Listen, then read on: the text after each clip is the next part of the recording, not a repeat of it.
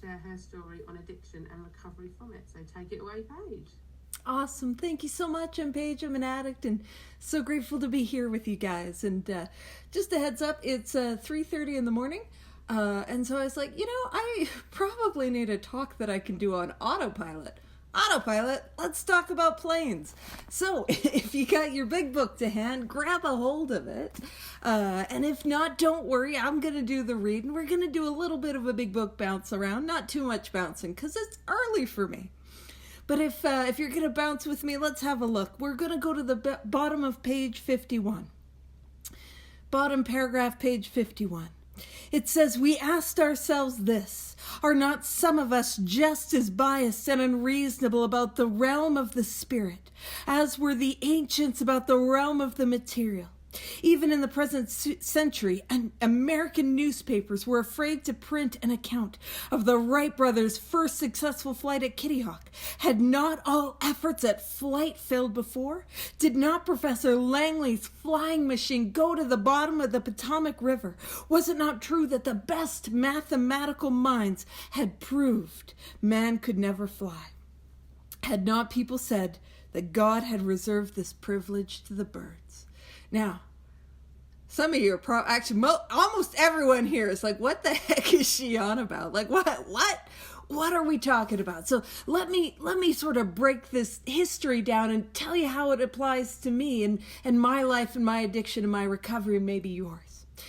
You see, there was a race, and there's a race to build an airplane. And there was this gentleman by the name of Professor Langley. And Professor Langley, he's going to be our stand-in for self-will. He's probably a great guy. I don't know. I haven't looked into him that hard. So if you look into him and he's like, he was a jerk. You're right. I didn't know. But Professor Langley is going to be our stand-in for self-will. And Professor Langley, he was in Washington, D.C., the capital of the United States. And he was given $50,000 by the U.S. Army to build a machine that could fly. And you might be like, girl, why didn't the Air Force give him money? They didn't have an Air Force. You got to have a plane to have an Air Force. So the Army gave him money. And so he had money and power and resources and the best of the best of the best to build a flying machine. And I was given screen shares, so y'all are going to have to look at this flying... Oh, I'll put me in the corner. This flying machine. And so he built what was called the Professor Langley's Aerodrome, which all I'm going to say is way cooler than airplane. We got saddled with airplane. How much better would it be, especially if we're flying to Switzerland? See, I got you. I hear you, it's expensive. I've never been. That's out of budget for me. But if we went to the Aerodrome port and got on our Aerodrome. So he built this Aerodrome. And they put it at the Potomac River, is this river in Washington, D.C. And they put it on this little houseboat thing with a catapult. And so they were going to catapult this flying machine. And this was the culmination of the greatest minds of science, of industry, putting together with all the money, all the resources, this flying machine. And, well, what happened? It crashed. It took flight and it crashed into the Potomac River. And that's a beautiful metaphor for, I don't know about you, but for the Potomac River of my life. And so we ended up with an airplane somehow. And the somehow is 2 bicycle repairmen coming out of Kitty Hawk, North Carolina. And there were these 2 men that didn't have power, didn't have money, didn't have resources, but what they had was faith. And that is a metaphor for me in my life. And you see, I don't know about you, but I tried to Professor Langley my way through life, using all my power, all my resources, all my ability, all my capacity. And you see, the first place that I tried to do that was in regards to the physical allergy that I didn't know that I had when I got here. See, if you're like me, I take any mind-altering substance. It's like a little switch that goes off in the back of my mind, and it tells me more. And the more that I use, the more that I drink, the louder that it gets. See, once I start, I can't stop. See, once I start, I need that next, hit that next, hoot that next, whatever, far more than I needed that first. You see, I start to drink, I start to use, and it takes me and off I go. And you see, I would use all of my willpower to Professor Langley my way through the allergy. So I would do things like, if I was drinking, okay, we'll say that I started with water, but you all know that I would have a hoot of crack in between drinks, or I would have a couple drinks in between hoots. Right? I would just try to limit myself to the number that I took. I would say, listen, I'm only taking this much money out. I'm not going to use with these people. I'm not going to do this. I'm not going to do that. And I would use all the might and all the willpower that I had to try to exert some power and control over the physical allergy.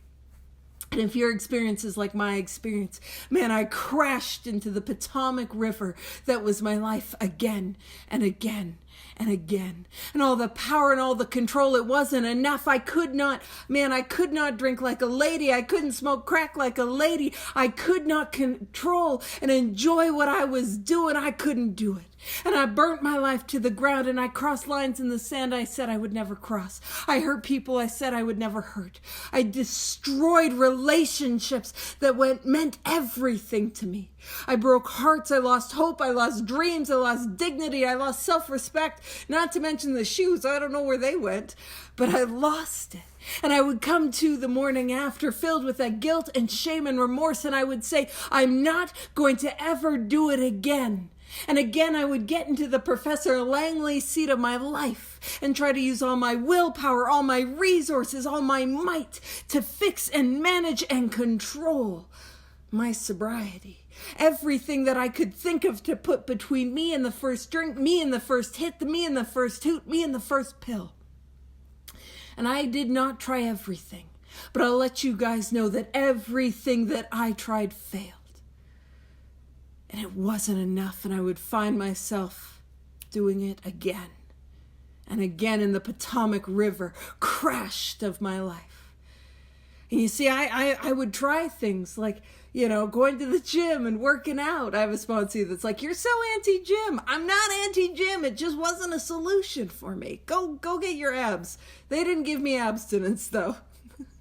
I was ripped, but I kept getting ripped, But I would try things like going to the gym. I would get into a relationship. I would get out of that relationship. I would get back in that relationship. And in and out and in and out. It was a disaster. It was like the Hindenburg is what it was, that relationship. But I would try the geographic. I would try moving different places. I would try counseling, therapy, psychologists, psychiatrists. Man, I would try consequences. I would try all these things that I could think of, and none of it was a solution. But the reality is I tried. Professor Langley tried. I tried. I was using my willpower and my might, and it wasn't sufficient. And I burnt it to the ground. Crashed in the Potomac. And then I came to places like this with people like you, the rooms of 12-step.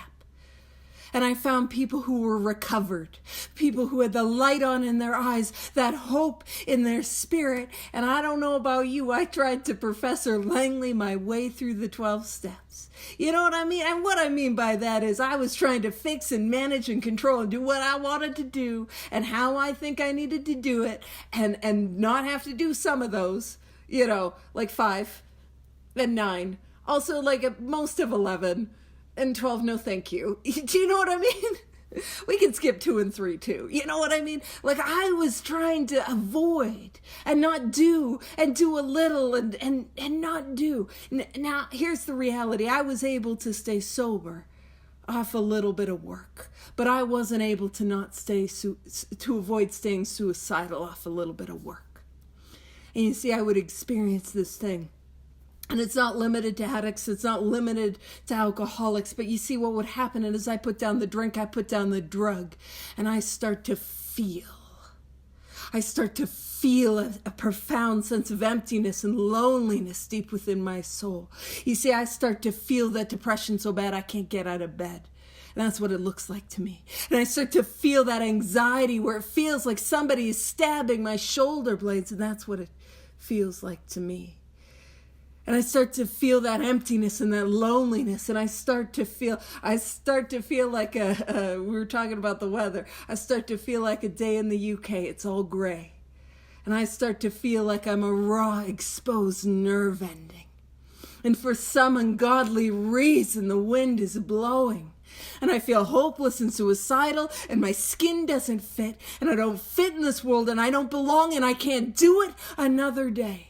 And I crash into the Potomac, and I do it in sobriety. Now, the reality is, for somebody like me, that first drink, that first drug, that first hit, that first high, that is inevitable. But I got to treat that feeling. And I'm going to treat it one of two ways. I'm going to treat it with a spiritual, actually, I think I'm special. I'm going to treat it with one of three ways. I'm going to treat it with a spiritual awakening that happens as the result of the 12 steps. Or I'm going to treat it with a hoot, a crack, and a drink. Or somebody like me, I'm going to treat it with suicide. And those are the only options that somebody like me has by the time I get here. But once I crash into the Potomac enough times, I realize I can't do it my way. It does not work. And what I need to do in the second step, all that I need to do in the second step, is I need to trust that you guys, the Wright brothers of my life, have built a machine that could fly. You know, and here's the thing. They built a machine, their airplane, which again, not as cool as Aerodrome, but their airplane, it flew for 7, maybe 11 seconds. The flight was shorter than the length of some airplanes we have today. But in that moment, our whole society's minds were opened to a new idea. So in the second step, all I need to do is I need to believe that air travel is possible. Now keep in mind, we don't live in the early 1900s in the race to build a flying machine. We live in 2025. And the reality is, man, we are seeing another kind of flight. We are seeing a spiritual liberation from this world. You see, I come to meetings like this with people like you, and I cannot deny the change that has happened in your life. And so it's a little like me showing up to the Calgary International Airport and starting to gaslight the people that work there. You know what I mean? Imagine showing up to Gatwick or London Heathrow and you're like, listen, I know that you really believe in airplanes, but it's just not for me. I don't think they're a thing. It's like, as you know, we're under the flight path, right?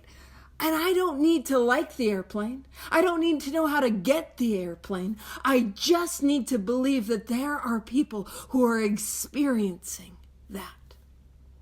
And I come to rooms like this with people like you, and I cannot deny the change that has happened to you. But here's the problem. That's where I'm starting. But the reality is, if I do not get an airplane, I'm not going to stay sober. I'm not going to recover. I need that plane. I need, to make it quite literal, I need a spiritual awakening. Nothing less than a spiritual awakening, and I am doomed to relapse. That is my step one experience. I am just believing in step two, a spiritual awakening exists. And the third step, what I am doing is I am making a decision, and it is simply, I won't say just because it's a pretty big one, but I am simply making a decision to take the course of action that will bring about a spiritual awakening. In my case, probably yours too, if you're a silly little drunk or a silly little crackhead like me.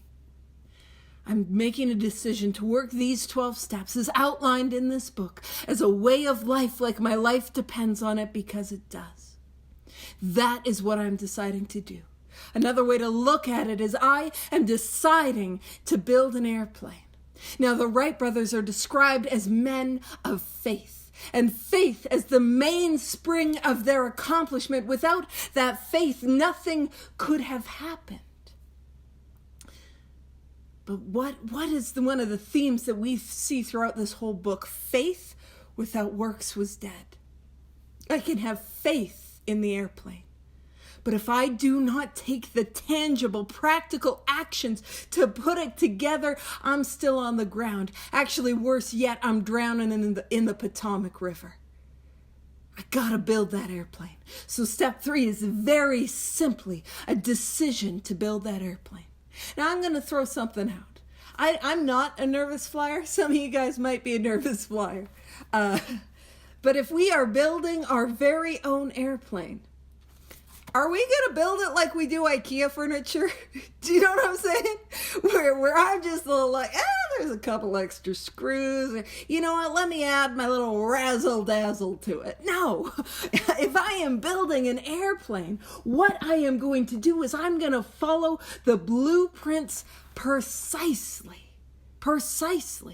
Because it is a life and death matter. And that is the exact same predicament that I am in today. It is a life and death matter. We don't need me to, measure with my heart. We need me to measure. And so what do? I begin to pick up the pen and paper and write that inventory. So I'm putting together that engine of the plane. And in the 5th step, it's a little like I'm building the gas and the fuel, and in 6 and 7, it's maybe a little like I'm building the body. I'm starting to put it together. In step 9, I got the propeller, I got the engines all sorted, I got it together. Now in the 9th step is when I begin to truly take flight, and I'm up in the air. But here's the thing. Now, I'm not going to judge anyone. I don't drive. I don't have a car, so I'm not judging. But some of you probably are a little overdue for getting your oil changed. No judgment. Maybe we haven't rotated the tires. Apparently, that's where I live. You got to get snow tires. All seasons won't cut it. No, we get all seasons. We try to push it. Anywho, but you know how we kind of leave a little like, ooh, check engine light. That's fine. Let's just pretend we don't see that. I'm not going to do that with the airplane. And I can't do that with my life. And so steps 10 and 11, we talk about those maintenance steps, and that's what they are. They allow me to maintain flight. They allow me to stay up in the clouds. They allow me to live this way of life. Thank you for coming. I love you too. They allow us to live this way of life, to have this experience. But if you're like me, I don't like maintenance.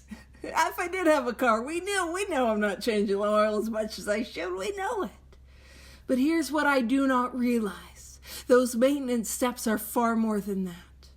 Those maintenance steps become, I got to turn this thing from a jet propeller to a propeller plane to like a jet engine. I get to launch this thing. Maybe it turns into a rocket. I get to go. I get to travel to places I never believed possible. We talk about 10 and 11 maintenance. I don't want to maintain nothing. I want growth. And I get to seek and have a new experience. Now, in the 12th step, it's important for me to understand that my very life as a recovered addict, as a recovered alcoholic, depends on helping you. And it depends on helping you build your airplane. And it does no good if I'm telling you my theories or my ideas or my beliefs about aerodynamics. Now I got to show you how I use that wrench. I got to show you how I weld those pieces together. I got to show you how I put my engine together piece by piece by piece. I got to be intimately acquainted with this airplane. Not just so that I can stay afloat, but so that I can soar, and deeper than that, I get to help you take flight. And if you're here today and you're new, all I ask that you believe is that there are those of us who have had this experience. You don't need to know it. You don't need to define it. You don't need to like it. You just need to believe that, normally I won't say me, but today I'm going to say me. No, all I ask that you believe is that I've got better things to do at 3 a.m. than lie about my experience. And so as we're coming in for the landing, what I want you to know is, the weather's amazing. We ask that you would, set up your tray tables, which for us is gonna say lay aside our old ideas. And we ask that you open up the window, start looking with a new set of glasses, a new set of eyes, and be with us as we land. the fellowship of the Spirit. I promise the weather's great. Thank you for the opportunity to share. Oh my goodness me, Pat.